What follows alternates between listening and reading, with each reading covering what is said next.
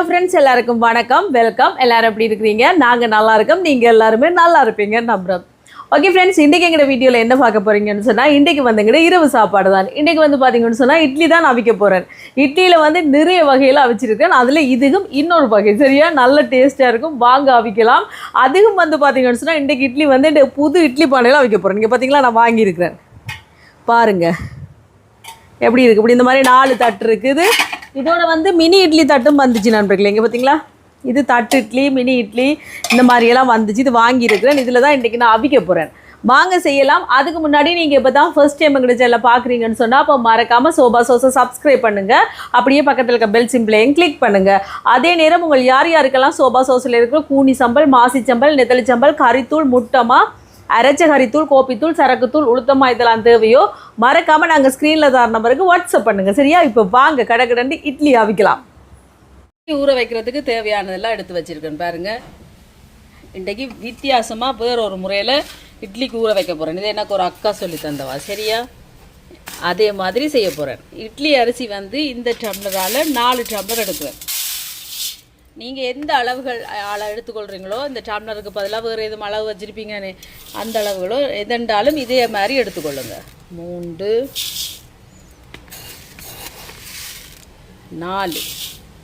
4 tumbler idli அரிசி எடுத்தாச்சு. இங்கால உளுந்தெடுக்க போகிறேன்.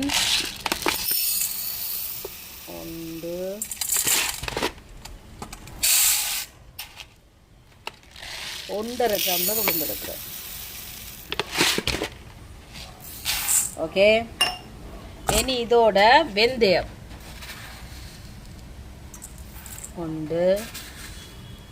ஒரு 2 கரண்டி வெந்தயம் போட்டுக்கலாம்.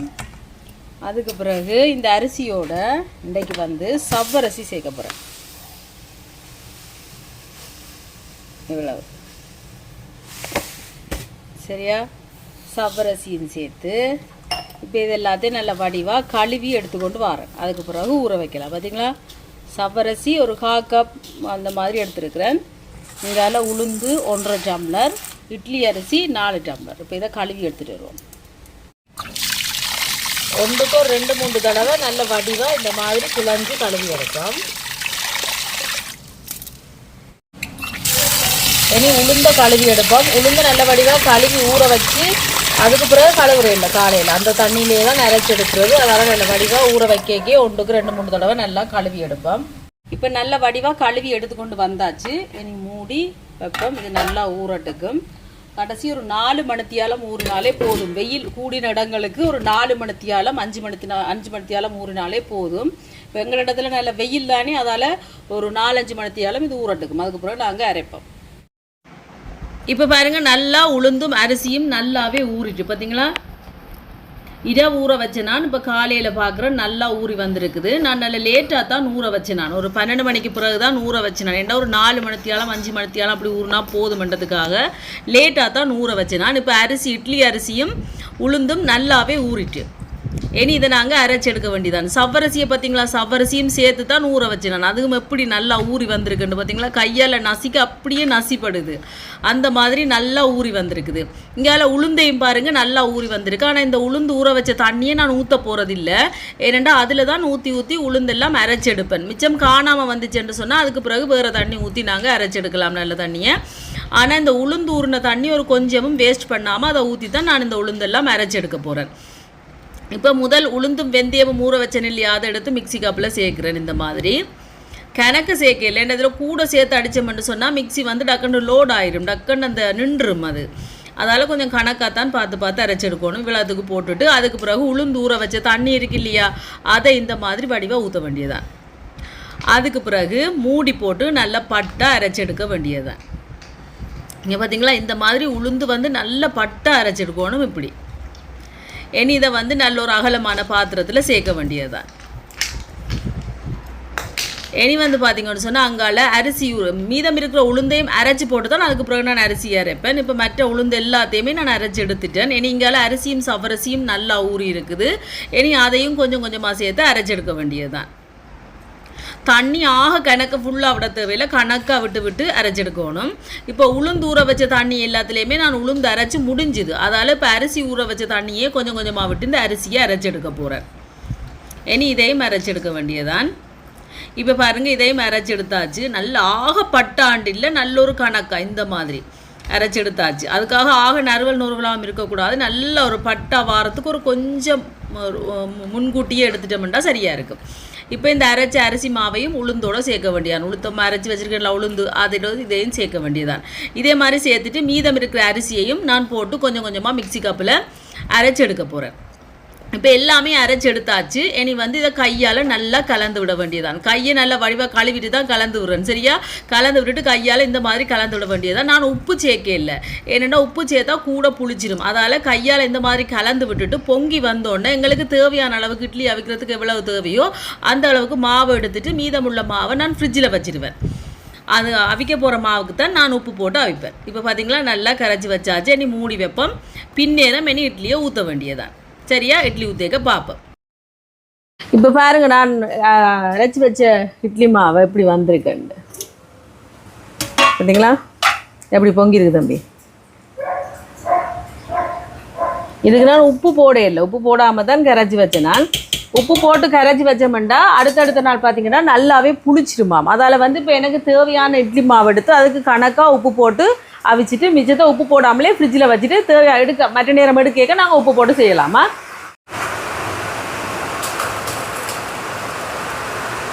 இதில் எங்களுக்கு தேவையான அளவுக்கு எடுப்போம். உப்பு சேர்ப்போம். சேர்த்துட்டு கலந்துடுவோம். இன்றைக்கி வந்து இந்த இட்லி தட்டுக்கு இது பாருங்க வேட்டி வாங்கியிருக்கேன். புதுசாக நான் வாங்கி இந்த மாதிரி வெட்டி வச்சுருக்கேன். நல்ல மெல்லிய வேட்டி. இதை இப்படி போடுவோம். இதுதான் ஃபர்ஸ்ட் டைம் நான் இப்படி வேட்டியில் அவிக்கிறது. இப்படி அவிக்கிறது நல்ல மாவு நண்பர்களே. அதோட நான் இன்றைக்கி இதை வேண்டி இப்படி வெட்டி வச்சுருக்கேன். புதுசாக வாங்கி இதுக்கண்டே வாங்கி வெட்டிட்டு மிச்சத்தை வச்சுருக்கேன். இப்போ இந்த மாவு அவிக்கிறதுக்கு யூஸ் பண்ணலாம் அந்த மாதிரி.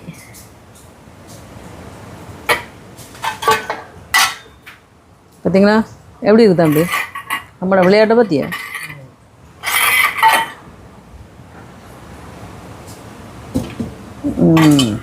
ஓகே, இப்போ வாங்க இட்லி மாவை ஊற்றலாம்.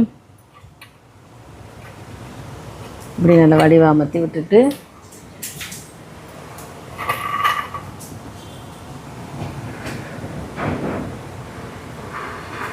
இந்த ஃபுல்லாக ஊற்றக்கூடாதாம், கணக்காக ஊற்றணுமா. ஃபுல்லாக ஊற்றினா பொங்கி வந்துடுமா. ஓகே, எனக்கு முக்கியமான ஒரு ஆள் சொல்லி தந்த ரெசிபி தான் இப்போ நான் செய்கிறேன். இந்த ரெசிப்பியாக இந்த இட்லி ஏன்னா தம்பி இப்போ இதை எடுத்து இதில் வைப்பேன்.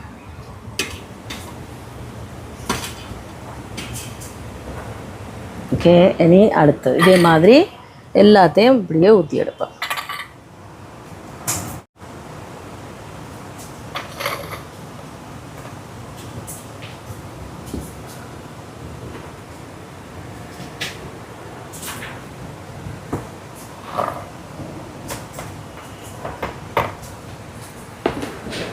இப்போ ஊற்றியாச்சு இந்த மாதிரி.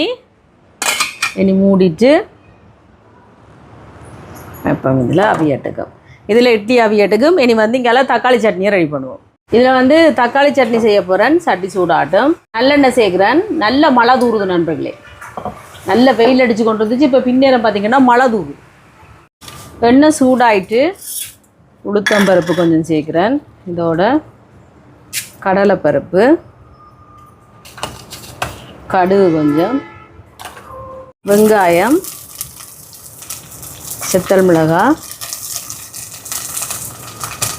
உள்ளி, கருவேப்பிலை. இப்போ இது நல்லா வதங்கட்டும். இப்போ வெங்காயம் வதங்கிட்டு தக்காளி பழத்தை சேர்ப்பேன்.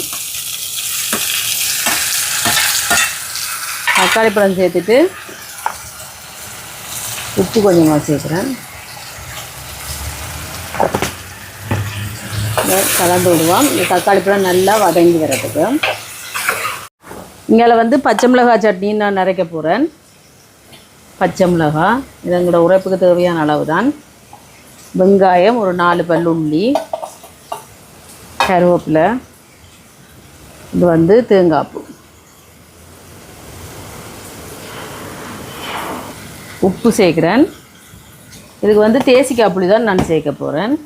தண்ணி சேர்த்துட்டு அரைச்செடுப்பேன். இப்போ பாருங்க, இது அரைச்சாச்சு. இனி இதுக்கு தாளித்து போட வேண்டியா. இப்போ பாருங்க, தக்காளி பழம் எல்லாம் நல்லா வதங்கி இந்த மாதிரி வந்துட்டுது. இனி இதை இறக்கி போட்டு நாங்கள் மிக்ஸி கப்பில் சேர்த்துட்டு சூட்டோடு அரைக்காமல் ஆறினோன்னு அரைச்செடுக்க வேண்டியா.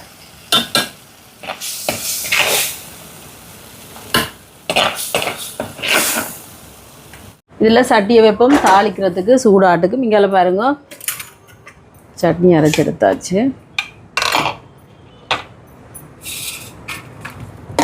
எனக்கு தான் இந்த சட்னி உனக்கு ஒன்று தானே வேணும். இவற்ற ஃபேவரட் நண்பர்களே.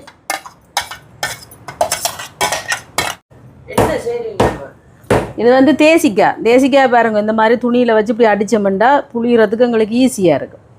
இப்படி ஒரு துணியில் வச்சுட்டு இது எனக்கு யார் சொல்லி தந்தேன்டா, எங்களோட ஹோம் சயின்ஸ் டீச்சர் எனக்கு நல்லநாதன் மிஸ் சொல்லி தந்தவா OLR ஸ்கூலில். சரியா, இந்த மாதிரி இப்படி அடித்தா எங்களுக்கு புளியறதுக்கு ஈஸியாக இருக்கும். இப்போ பார்த்தீங்களா எப்படி வந்துட்டு பார்த்தீங்களா. இனி புளிஞ்சு விட வேண்டியா. நீங்களாம் பாருங்க, சட்டி சூடாகிட்டு தாளிக்கிறதுக்கு நல்லெண்ணெய் சேர்ப்போம். சூடாட்டும், அது சூடாகிறதுக்குள்ள நான் இங்கால தேசிக்காயை புளிஞ்சு விட வேண்டியா.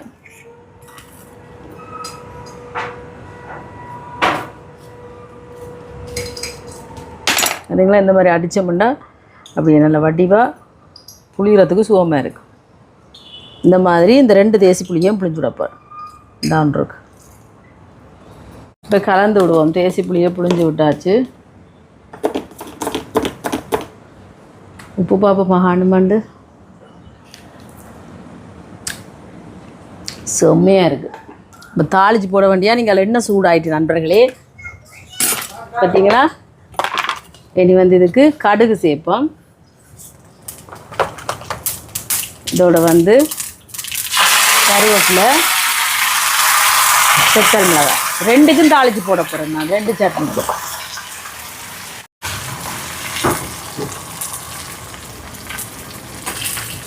இனி இதை பார்த்தீங்களா இந்த மாதிரி தாளிச்சிட்டு அடுப்பை நிப்பாட்டிட்டு இருக்கிறவாசி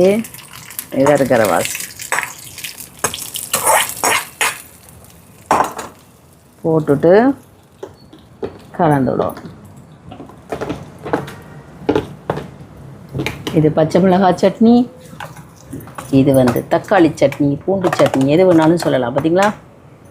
ஓகே, 2ம் ரெடி. ஏன் இட்லியை பார்க்க வேண்டியா.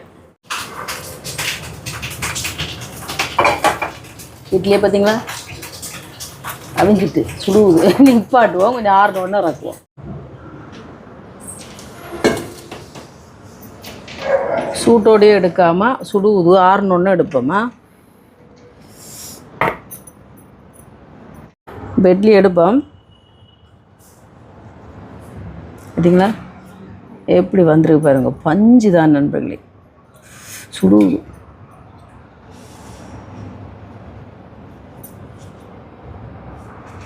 எப்படியே எடுத்து போடுவோமா என்ன.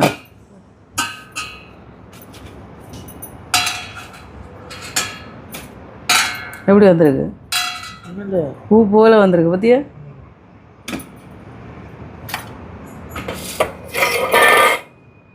இதே மாதிரி நீங்களும் செஞ்சு பாருங்க சரியா.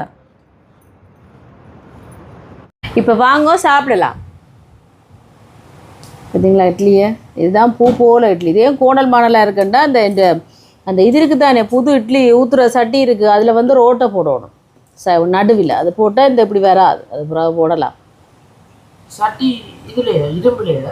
இல்லை சட்டியில் இல்லை, இந்த சாரி அந்த வேட்டி இருக்குது அம்மா போட்டேன் அதில்.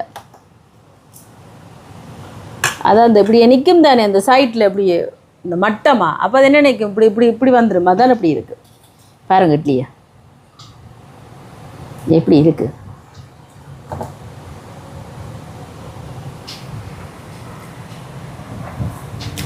அருமை. வாயில் வச்சோடனே கரைஞ்சி போகுது நண்பர்களே, அப்படி இருக்கு.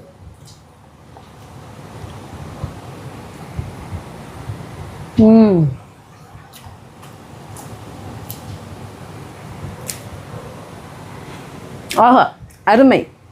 இங்கே பாருங்க, இது வந்து தக்காளி சட்னி. இந்த மகனை தான் கேட்கணும்.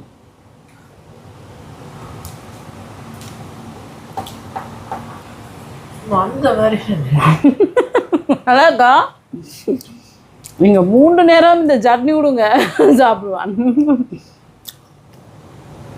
நல்லாக்கா, சூப்பராக இருக்கும் பிழைஞ்சு.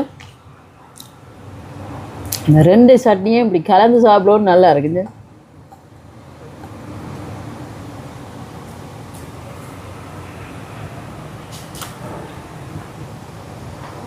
வேற லெவலாக இருக்கு. கதைக்கிறதுக்கு வார்த்தையே இல்லை. 2 எனக்கு அப்படி நல்லா இருக்கு, சாப்பிடுன்னு இருக்கேன்.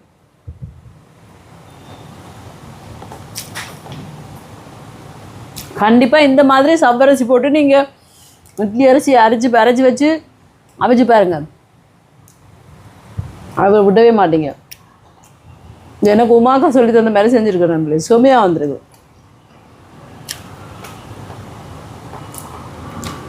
இப்படி இட்லி அவிச்சா 3 நேரம் இட்லி சாப்பிடலாம் வேணா தம்பி? அப்படி வேணா? அப்படி ஒரு சாஃப்டாக இருக்குங்க பாருங்க.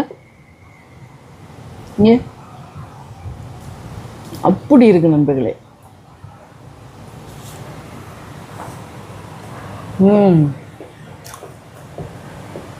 அருமையாக இருக்கும்.